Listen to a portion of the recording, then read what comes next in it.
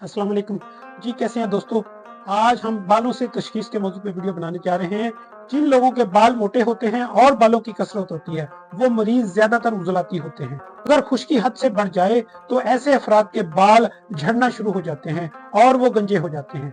बालों का मोटा होना उजलाती तहरीक की अलामत है। जितना मोटापन और खुरदरापन आएगा, जैसे जैसे हरारत आगे बढ़ती जाएगी, बालों में तब्दीली आती जाएगी। अगर रिया के साथ हरारत की आमेज़श होगी तो बाल घुंघराले होंगे। जैसे जैसे हरारत बढ़ती जाएगी, घुंघरालापन कम होता जाएगा। फिर जैसे जैसे रुतूबात साथ लगेगी, बाल स्याह होते जाएंगे। इस तरह रंगत में तब्दीली आती जाएगी। रही बाल काले ज्यादा होंगे। जैसे जैसे हरारत पूरी होगी, इसके मुताबिक रंगत में तब्दीली आती जाएगी।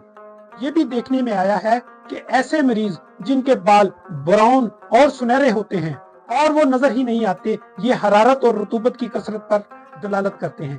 फिर जब ये रतूबत ज्यादा बढ़ जाती है, फिर भी इनमें चमकीलापन हल्का सा जर्दी सफेदी माइल होते हैं। औरतों में चूंकि खुश्की अतदाल पर रहती है, हरारत इनकी ज्यादा होती है, इसलिए औरतों के बाल खत्म नहीं होते। हाँ, किसी वक्त इनमें हरारत की ज्यादती या तुर्शी की ज्यादती से इनके बाल भी झड़ना शुरू हो जाते हैं और रेशे की ज्यादती से बालों में सफेदी आना शुरू हो जाती है, क्योंकि इनका मिजाज गर्मी से तरी की तरफ ज्यादा माइल होता है। इस वजह से इनके बालों में सफेदी बनिस्बत मर्दों के औरतों में सफेदी जल्दी आती है। अतदाल पे हों तो ऐसी औरतों के बाल लंबे होते हैं। तजर्बात से ये साबित हुआ है कि हर तहरीक में बाल सफेद हो सकते हैं और झड़ भी सकते हैं। इनको समझना आपने अखलाक के मुताबिक है।